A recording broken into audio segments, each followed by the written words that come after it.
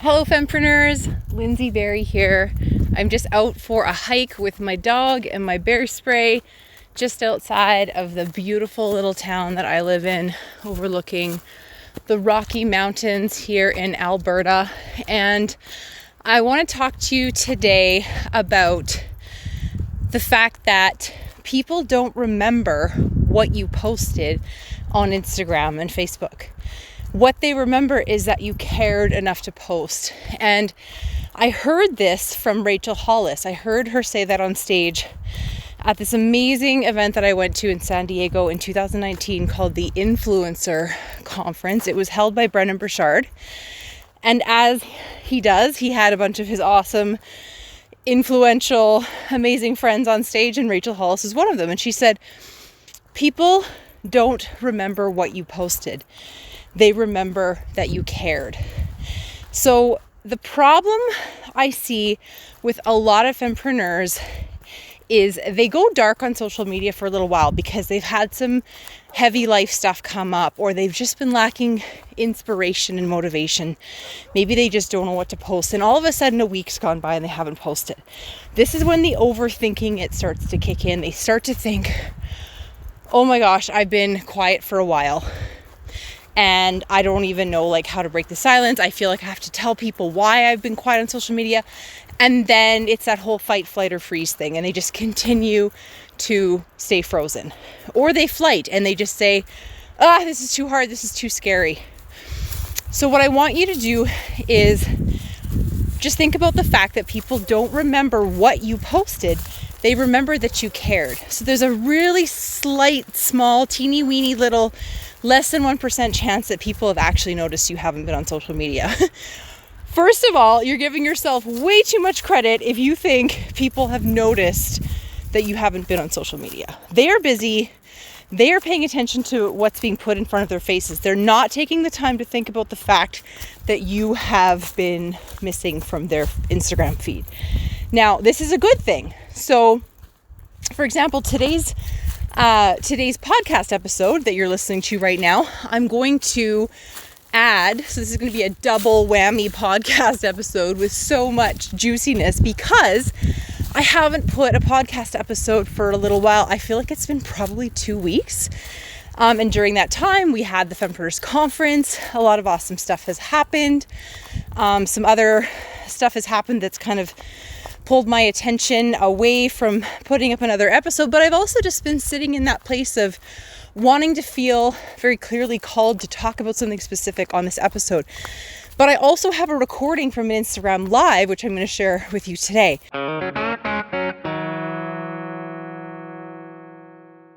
So back to this pep talk I'm trying to give you here about not overthinking it. I want you, if you've been in one of these dark places, or next time you're in a dark place where you just haven't posted on social media for a while, what I want you to do, oh my gosh, I'm walking up a really steep hill. I'm actually going to sit on a rock because I think I'm kind of out of the wind here too, which is good. I'm going to just sit on this very cute rock.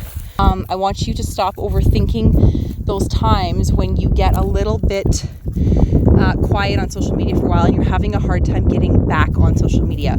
So remember, people aren't sitting there chomping at the bit, awaiting your next post, expecting you to explain why you've been absent from social media for a week or 2 or 3 or 4.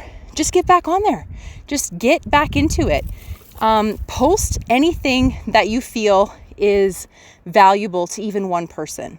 Tell a little story about your life 5, 10, 15, 20 years ago that you feel is valuable. So that's my pep talk. Get back on the horse. You actually haven't been bucked off. You have not been bucked off. You're not injured. You're okay. You really just need to keep reminding yourself that your job on social media is to serve others through sharing valuable things with them. And you're not trying to serve everyone. You're only trying to serve that small niche group of people that you were meant to serve. So if you are feeling frozen, the wind direction has changed here. I hope you can still hear me okay. So if you feel like that little niche group of people needs to hear something, don't worry about what everyone else thinks that isn't that niche group of people. Post it, be honest, be real. If you've had a bit of a downer, perhaps you've had a death of a loved one, an acquaintance, a friend, you don't need to talk about it on social media. I'm not saying you shouldn't, but don't feel like you have to. Social media can be a place for real raw feelings and real raw stories. However, people have enough negativity going on in their own lives. They don't necessarily need to hear about yours. So I could go into detail about some of the heavier stuff that I've experienced lately, but I'm not going to, because I don't feel it's of value to you, or at least I haven't figured out the right way to talk about it yet. And so rather than stay frozen, here I am sharing my heart with you, because I want to help you get unstuck in those times when you're feeling like you can't post, you don't know what to post. I also want to remind you that there is a 22-day Instagram marketing challenge on YouTube. It's absolutely free. The best way to find the first video is just to go to yycfempreneurs.com/challenge. There's well over $2,000, somewhere between $2,000 and $5,000 worth of free content ideas, marketing strategies, all of the best stuff that has worked for me and helped me grow a large Instagram following, a fairly substantial sized email list, a business coaching women, about marketing. And it's all there. I'm dishing it all out to you. And every time I learn something new, I'm always going to share it with you here on the podcast. So thanks for listening and staying tuned. All right, now let's dive into this recording.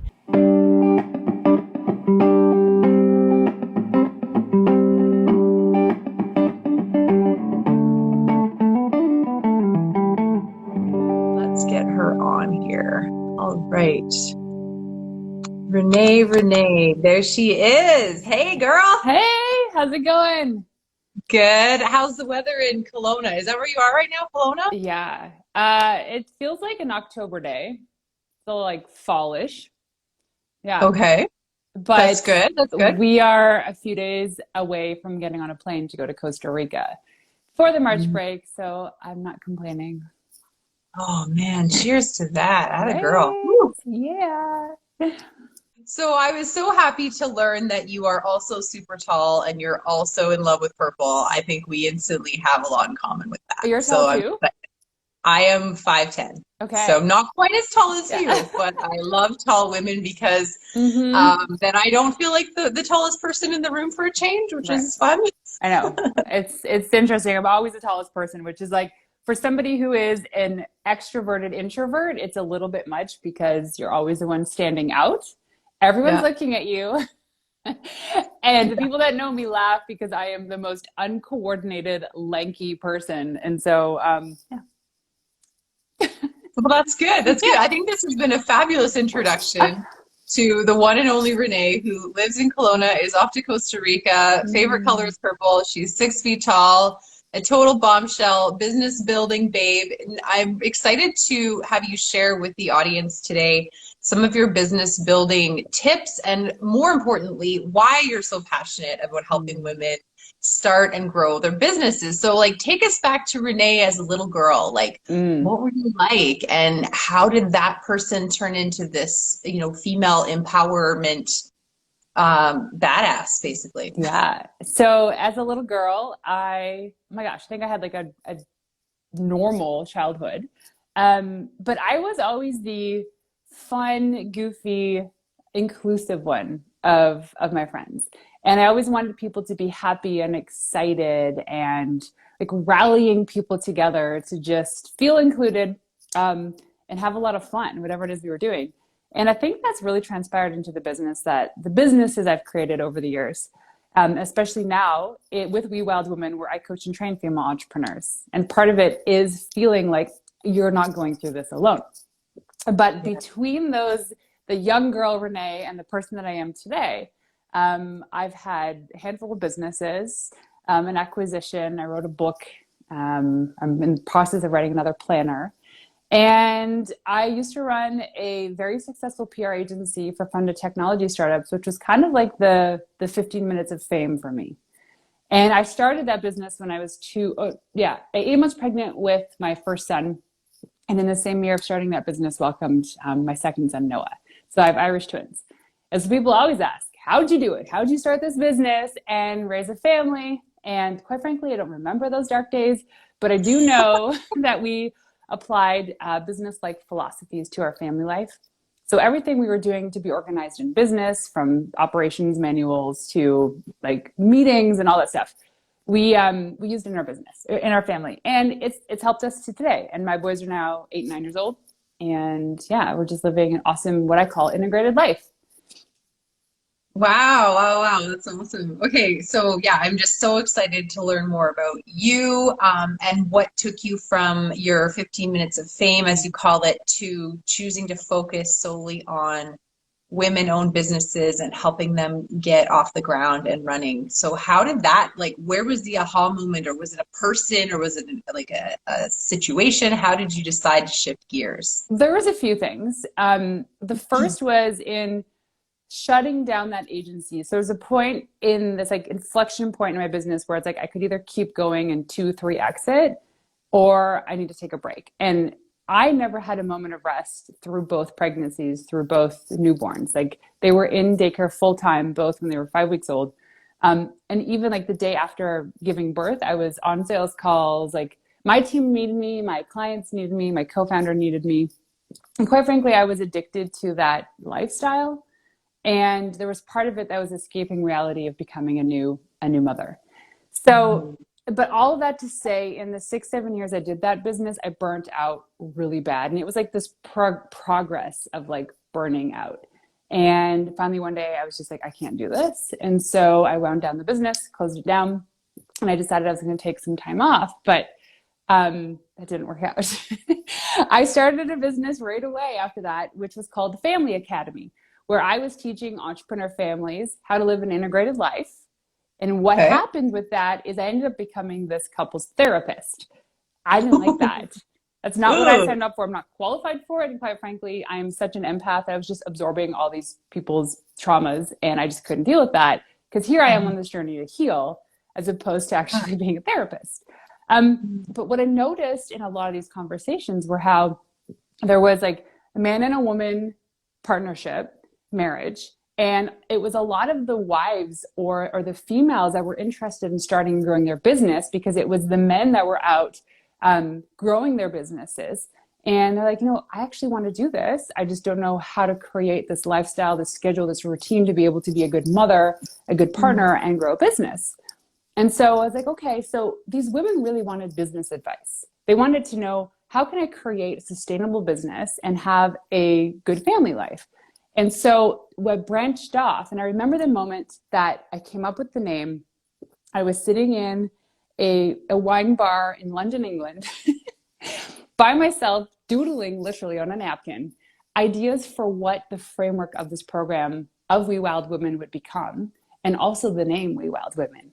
And it just came to me like this ultimate download. And it's been a couple years now, and I've coached, in those years, I've coached hundreds of female entrepreneurs, both private and group coaching. And it has been probably the most rewarding work that I have ever done. Wow. I'm loving this story. I was like, I need some popcorn. I'm like, oh yeah, this is so awesome. Oh yeah, Wow. and there are obviously lots of details that I'm leaving out, but that's really the 30,000 foot view.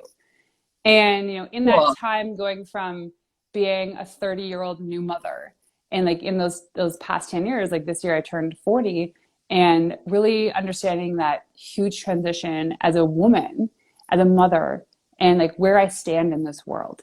And so not only was there like this new like kids and businesses and like getting married and moving across the country, but there was also like, I'm evolving, and how does this all relate to my identity? How does this relate to my purpose and my mission? And it's morphing now into something bigger, especially this year, for what We Wild Women will become.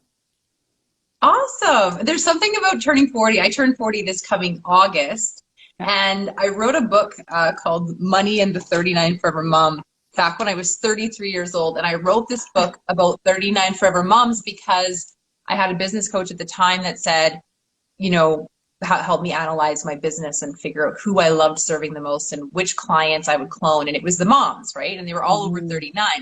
And long story short, the year 39 has been crazy for me. And whenever I meet someone, and even in the past 5 years or so, when I meet someone who's 39, it's like it's a number, it's a thing. So, and then turning 40 seems to be an even bigger thing, which is exciting. So bring on 40. I'm pumped. And you just turned 40 and you're rocking it, so that's exciting too. I will tell you this. There's something about turning 40, and like people have said this to me. So when I was 38 years old, it was like I was apprehensive about getting older because like you're no longer young, right? 30s is still young, but 40s is like those forgotten years. And what I know of women in their 40s is they're the most beautiful because they're the most confident, they understand themselves, and they have this no F's attitude. And I love that. It's like most of these women are just face value. This is what it is. Like, I don't like you. I don't like you. I don't want to do that. I don't want to do that. There's no trying for the most part to like prove yourself to anybody because you've spent the last 40 years already trying to do it. You get exhausted and you're like, this is who I am. Take it or leave it. And so with that became so much healing and so much like a lotus leaf unfolding. I was like, oh, this is who I am. I'm not for everybody. And I can't believe I spent my 20s trying to be everything to everybody. Like that was exhausting. So if I go back to like my 18-year-old self, I would say, hey, in the next 12 years, you're going to really want to prove yourself to other people. And there's a point where you have to in your career. But for the most part, it's like, just back off the gas and just be a kid, right? Have fun. Life's for living. And now that's what I'm doing. Living. Yay. Awesome. So your birthday's in August? Yeah. What day? 23rd. Oh, I'm August 20th. Are we both Leos? No, I'm a Virgo, aren't I? Yeah, you missed it by one day. Right. Yeah. Okay. Yeah. I definitely relate to the Leo side of things more. Yeah, I can see that. Because back in the day, the magazines, like 17 magazine, whatever, Chatelaine, whatever magazine happened to grab in a dentist office some were different. Some said that I was a Leo, some said I was a Virgo. So. Oh, okay. Well, I mean, maybe you can just be whatever you want to be. I don't really pay a lot of you don't need 17 magazines to tell you what you are. I don't really know. I've done a little research into Leo and Virgo, and I feel like I'm more of a Leo style. But anyways, then that's what you are. I do want to ask you more about you see a lot of women getting ready to start businesses, maybe dreaming them up, maybe never starting them because they perceive this massive roadblock is in their way. And I don't want to like dwell on the negative here. What I want to do is have you share some of those common roadblocks that you're seeing women facing. And maybe they're literally just things they're perceiving that aren't that big of a deal. Because I want women, watching this right now or whenever they watch it, listening to this on the podcast, to feel normal and to understand that this is okay and normal and they can push through. But like, just identify for us some of the top, maybe 2 to 3 challenges that women face starting their businesses. Like, is it technology? Is it getting on Instagram for the first time? Is it what their family and friends will say? Like, what kind of stuff have you found is common? So the 3 most common things are mindset, perfectionism, and worry that's going to take up too much of their time.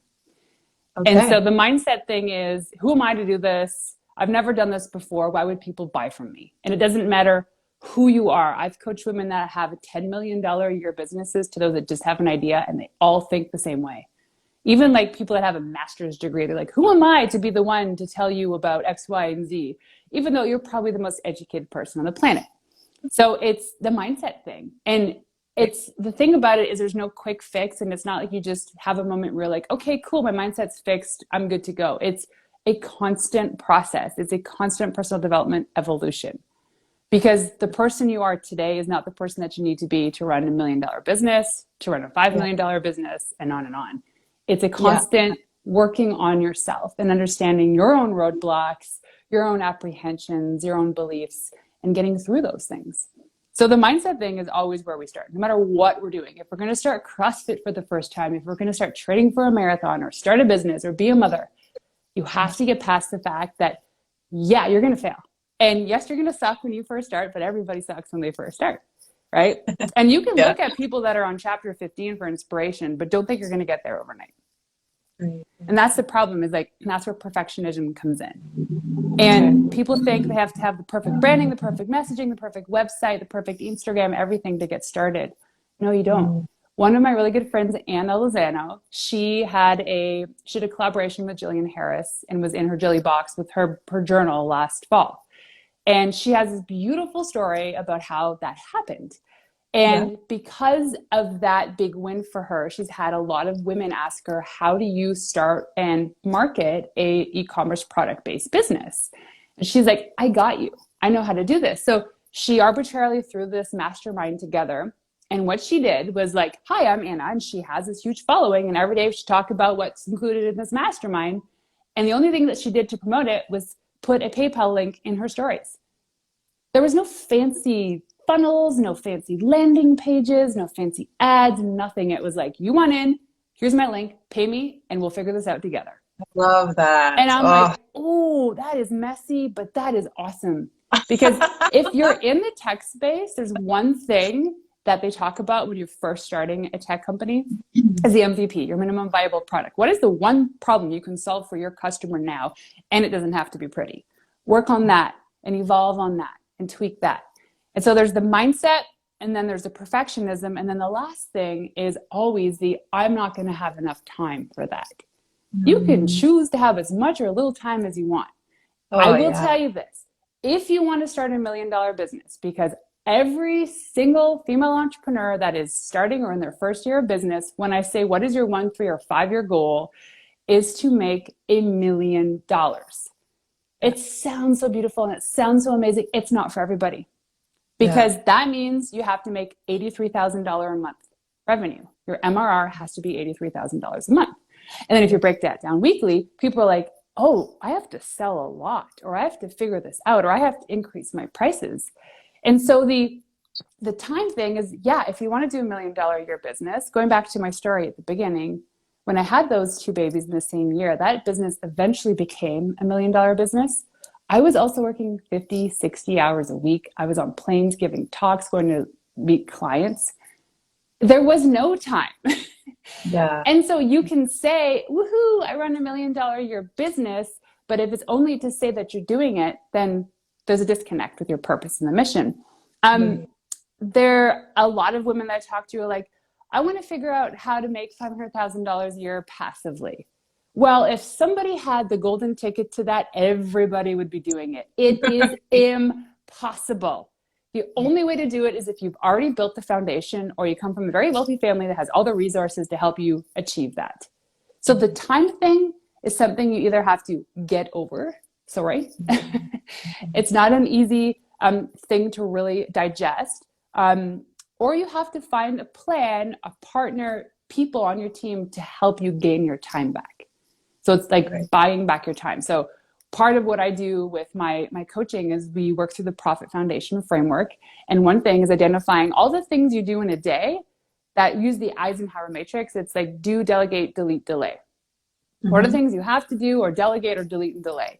There's a lot of things on our list on an everyday basis that can be deleted. And I just did this with my podcast and my podcast promotion. And I was like, I went through everything in details. Like, what do we do to promote each episode? 50% of it was irrelevant. And it was taking an extra 4 hours a week. Wow. And I'm like, okay, so where else are we losing time? And so this morning, I spent the morning rewriting my sales script. Wow. And I was like, where am I losing time on these sales calls? And I like took out chunks and I crossed out sentences. And I was like, this is the perfect script. Right? So these are the 3 things, the mindset, the perfectionism, and the time that every single female that I've coached has faced in starting or growing their business. Okay. So what I'm hearing is, and correct me if I'm wrong, you really do need to understand that the amount of time you put in and that dollar value have a direct correlation. So this number cannot be too out of whack realistically with this number. Like they have to be sort of in line. Like do you give them kind of a framework of like, if you reasonably have 10 hours a week to invest in your business, you can maybe reasonably expect to achieve this range of income. I mean, there's so many variables too, though. It's like, do you already have the foundation? Like, I want to go back to that example with my friend Anna. Is she already had a huge following on Instagram? She has, I don't know, like 30,000 followers. right? So her foundation is there. So for her to just flip open a live or a story and put in a link, you're guaranteed sales. But if you have two people following you, that's not going to work, right? Who's to say that they both won't buy from you? But you have to build up that foundation always. So my big thing is PR. And everyone always asks, oh, I'm launching my business, or I want to do PR. When do I start? I'm like, today.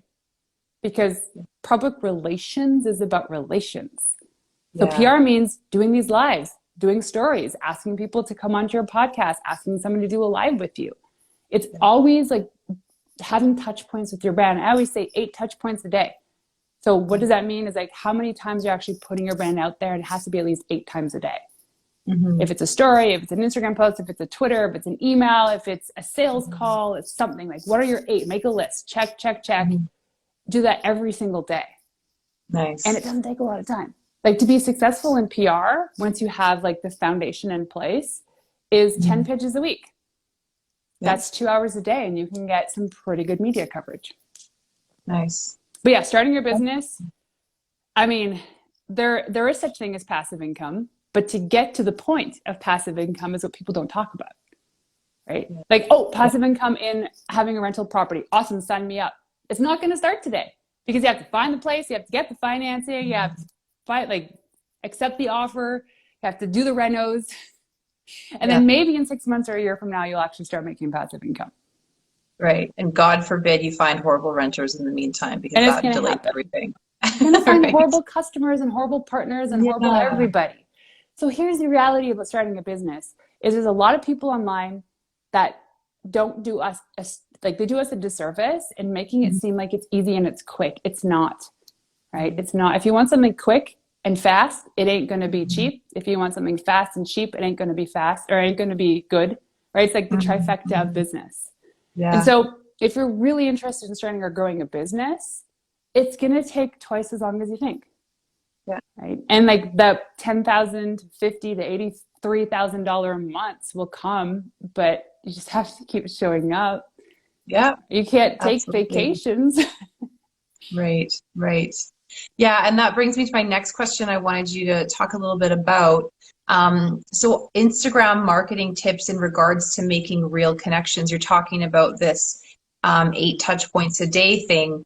And maybe some days those are all Instagram. Maybe some days those are only 2 or 3 Instagram. Like for those watching and listening, you're probably already processing what Renee said a moment ago about 8 touch points a day. And you're like, okay, well, I had, first time, consultation with a new client one day. So that counted as one. And I posted on LinkedIn. So that counted as one. And but regards to Instagram specifically, if you're doing some of those touch points on Instagram, in your business, Renee, what does that look like? What are you actually doing? And I'm not talking about like just all the things you've done, but the things that you're finding are actually resulting in real connections. Oh, I love this question because it's all PR.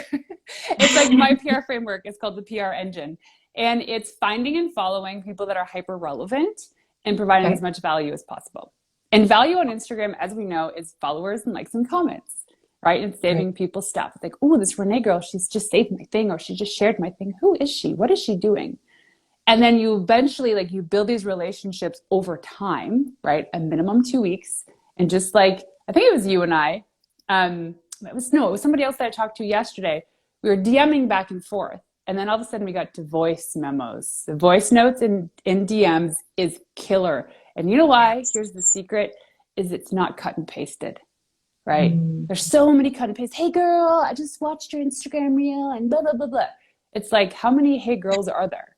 But when you send somebody a voice note, what is my name? Right? It's like, hey Lyndsie, love the way you spell your name. Tune into a couple of your episodes on your podcast. I love what you're doing.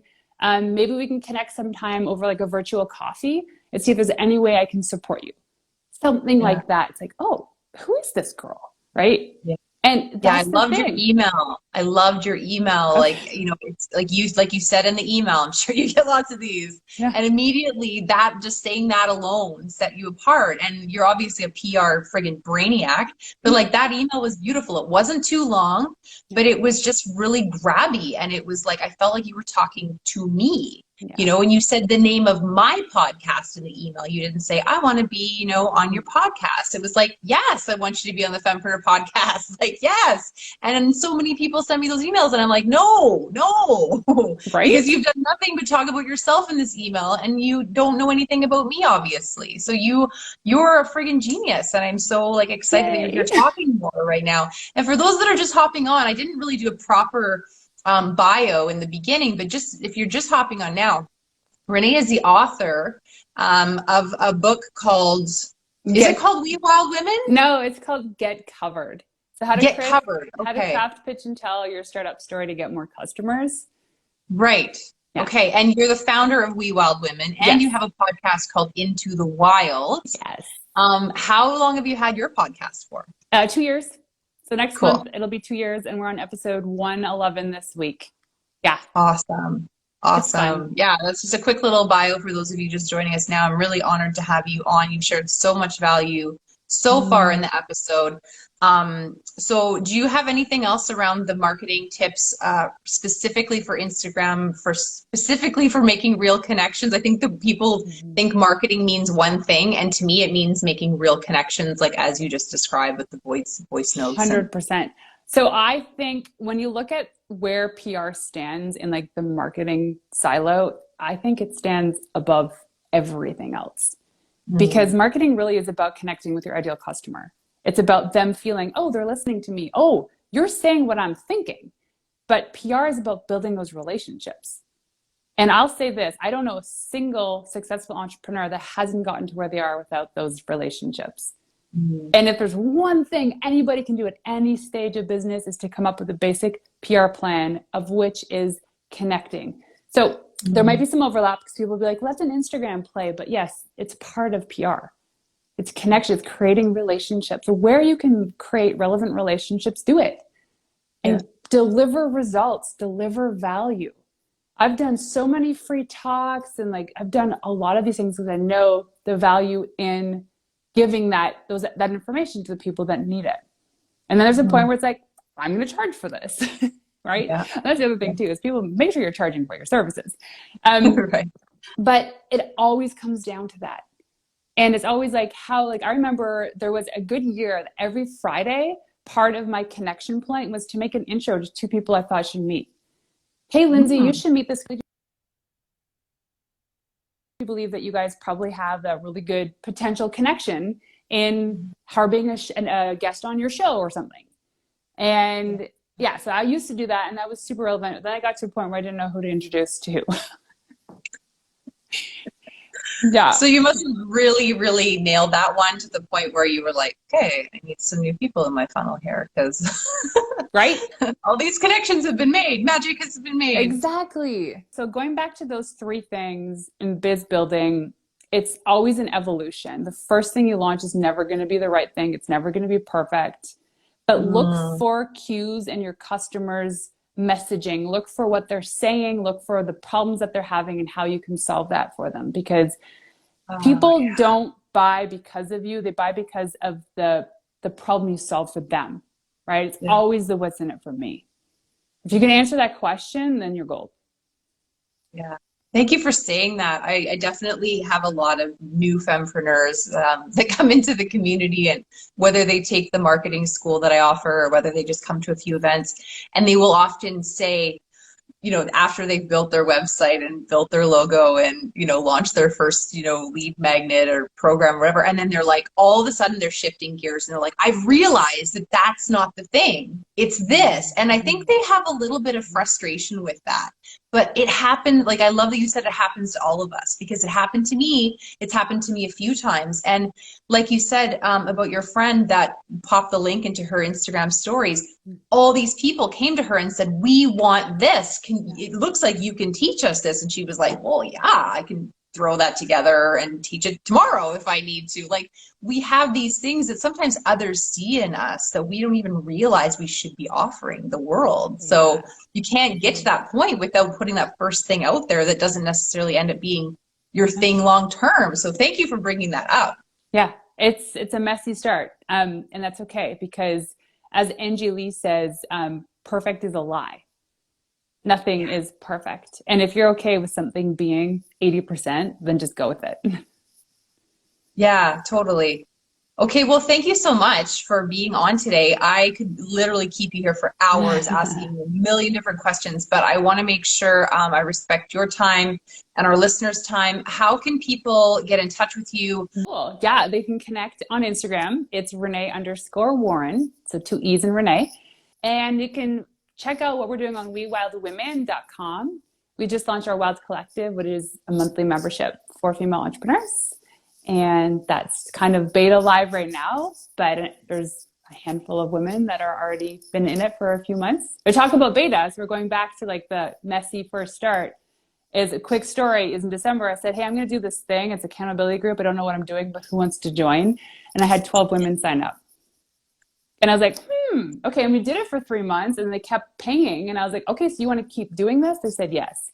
So that is like proof of concept. So anyways, the Wild Collective has officially launched, and this is access to my 23 years of entrepreneurial experience from doing podcasts, writing books, starting a business, finances, marketing, you name it.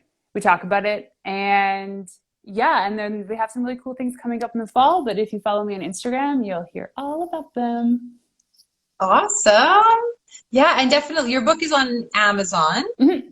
Yep. So check out Renee's book. And you have a planner already, or you're building your planner right now? Yeah, we had the proof come in. So the sample came in a couple weeks ago, and it is amazing.